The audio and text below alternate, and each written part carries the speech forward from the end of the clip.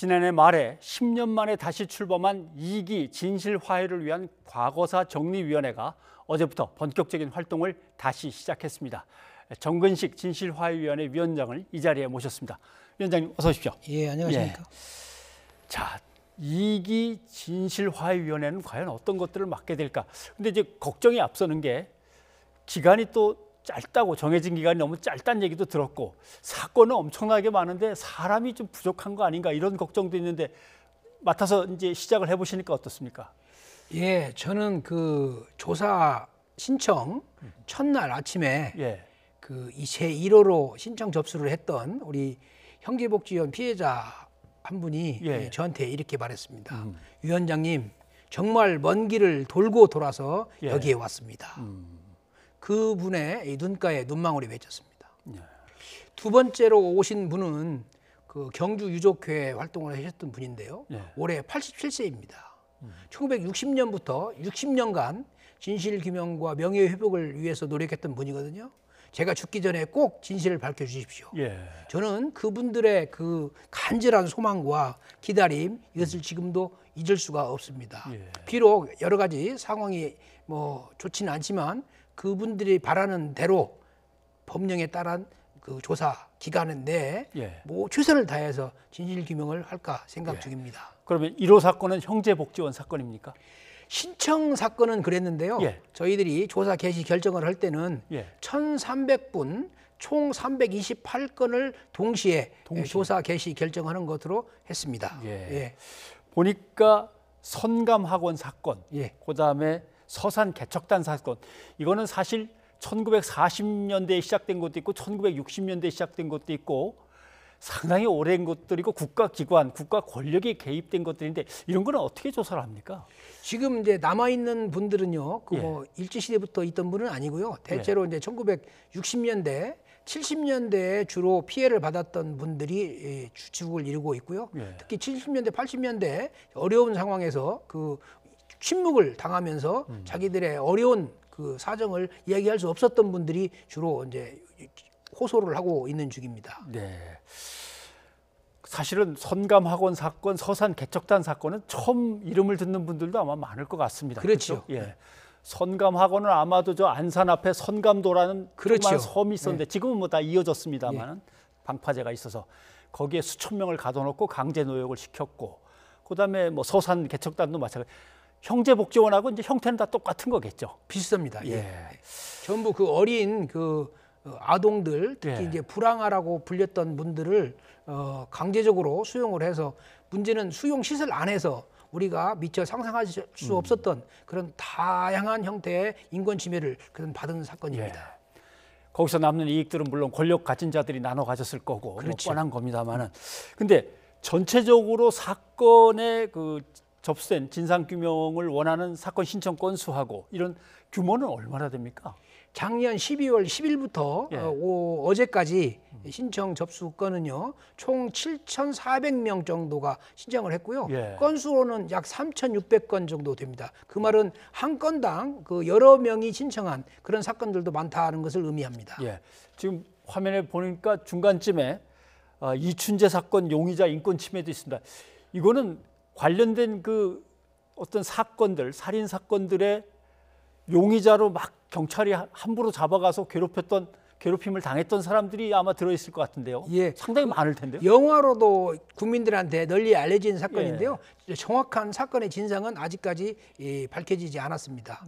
이 진실규명 신청은 7분이 했는데요. 관련된 분들이 어느 정도 되는가는 정확하게 알 수가 없습니다.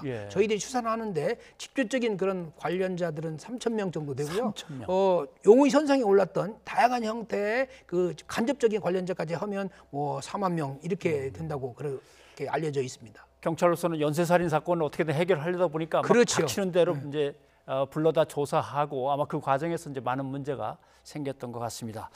그런데 피해자들이 다 고령이고 진짜 아까 말씀하신 일제 강점기에 시작된 사건들 같은 경우는 뭐 다들 세상을 떠나신 분들 있고, 이 어떻게 조사를 해야 되나? 이 관계기관들이 좀 협조를 잘해야 될 것 같은데요. 가장 큰 어려움은 이제 목격자나 증언자들이 고령으로 이미 세상을 떠나신 분들이 많고요. 두 번째는 이제 이 굉장히 민감한 그 국가 공권력과 관련된 사건들이어서 과거에는 자료가 상대적으로 알려지지 않았습니다. 그리고 이제 아시다시피 코로나 이런 상황으로 그 관련 자료나 증언자들이 해외에 있는 경우에는 지극히 조사가 어렵지요.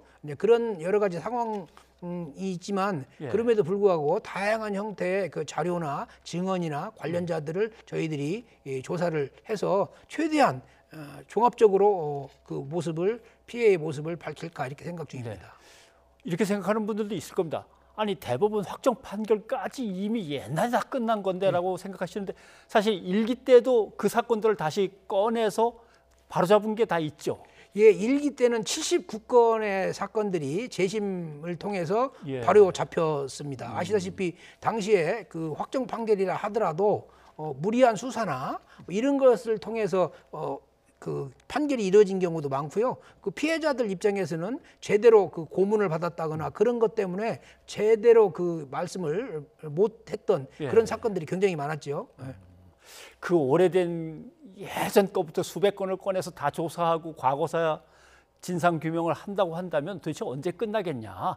이제 덮을 때는 또 덮어야 되는 거 아니야? 이런 얘기들도 나옵니다만은 과거에 있었던 불미스럽거나 아니면 불이했던 일에 대한 진상 규명이 왜 중요한지를 좀 설명 한번 해주셔야 될 것 같습니다. 이 과거에 국가 공권력에 의한 침해 사건의 가장 큰 특징은 당하고도 말을 못했던 이른바 침묵당했던 그런 사건들이 굉장히 많습니다. 그러니까 알려진 것에 비하면 훨씬 더 그 원래 그 인권 침해는 광범하고 깊은 것이었죠. 그래서 어떻게 보면 과거사가 과거가 아니고 과거사를 안고 사는 사람들이 우리 주변에 굉장히 많습니다. 근데 그런 점에서 보면 그 과거가 아닌 현재의 문제다. 우리 늘 그렇게 얘기하고요. 또 한 가지는 이런 과거가 남긴 어두운 그림자를 우리 자라나는 후속 세대에게 넘겨줄 수 없는 거 아니겠습니까? 그런 점에서 보면 그걸 지금 해결하지 않고 또 미룬다고 하면 그것은 미래 세대에 짐을 지우는 거다. 그런 점에서 보면 또 미래의 문제이기도 합니다. 알겠습니다. 그런데 이제 뭐 보도연맹 사건이라든가 형제복지원 사건 뭐 여러 가지 이제 사건들을 이제 취재를 다녀보면 그때 피해를 입었던 분들은 사실 그 이후의 삶이 순탄치가 않았고 정말 힘들어서 다들 뭐 정말 가난하시고 병들어 계시고 이런 분들이 많더라고요. 근데 이제 진상규명을 하셨는데 거기에 대해서 국가가 권력을 남용해서 저지른 사건이니까 국가가 배상을 해야 된다면 이분들이 손배 소송을 일일이 하기는 정말 힘들어 보이거든요. 위원회가 좀 직접 해주면 안 되냐 이런 얘기가 많았었는데 그건 견해가 어떠십니까? 지금 그 진상 규명이 되면 그것이 어떤 의미를 가지는가 이런 질문들을 많이 하시죠. 첫째는 국가가 이 국가 공권력에 의한 불법적 인권 침해 사건이 잘못되었다라는 것을 인정한다라는 점에서는 사회적 인정이라고 하는 게 중요하고요. 그다음에 그분들에게 쓰여졌던 여러 가지 오명들이 벗겨진다는 점에서는 또 그 의미 자체가 명예회복으로서 굉장히 중요하고요. 진실 규명한 것을 가지고 예를 들어서 법원에 배보상 소송을 제기하지요. 그런데 아까 말씀드린 대로 이 숫자가 많다 보면 또 국가적인 전체로 보면 여러 가지 국력이 낭비된다거나 그런 문제가 있어서 아예 진실화해위원회 기본법에 배보상 규정을 넣는 것이 좋지 않은가 이런 의견들이 굉장히 많습니다. 근데 우리 정부 측 입장에서는 아직까지 재정적인 부담 때문에 자신 있게 그 문제를 처리를 못하고 있는데 지금 국회에서 많은 분들이 그 문제를 가지고 논의를 하고 있고요. 고민하고 있고요. 아마 불언간에 좋은 해답이 나오지 않을까 이렇게 기대하고 있습니다. 알겠습니다. 2기 진실화해위원회는 이래서 필요합니다. 이런 방향으로 이끌고 가겠습니다. 마지막으로 국민들께 말씀 좀 해주시죠. 가장 중요한 것은 국가 공권력에 의한 피해를 받은 분들에 대한 책임 문제는 결국은 국가가 져야 하는 것입니다. 누구에게 그걸 전가시키거나 모른 채 하거나 그럴 수 없는 것이죠. 그런 점에서 보면 그리고 또 한 가지는 진실이라고 하는 것은 어떤 여러 가지 변화에도 불구하고 끝까지 언젠가는 승리하는 그런 속성을 가지고 있습니다. 그래서 잘못된 과거는 영원히 감출 수는 없다. 우리가 진실 앞에서 겸허한 그런 공동체가 되어야 한다. 이런 그 도덕적인 그 엄명이 있는 거고요. 가장 중요한 것은 저희들 입장에서는 진실의 세계에서는 소유된 사람이 한 사람도 없도록 예. 우리가 국가적 책임을 다해야 한다. 바로 그런 국가적 책임을 다하는 기관이 진실화해위원회가 되어야 한다. 이렇게 결의를 다지고 있습니다. 네, 알겠습니다.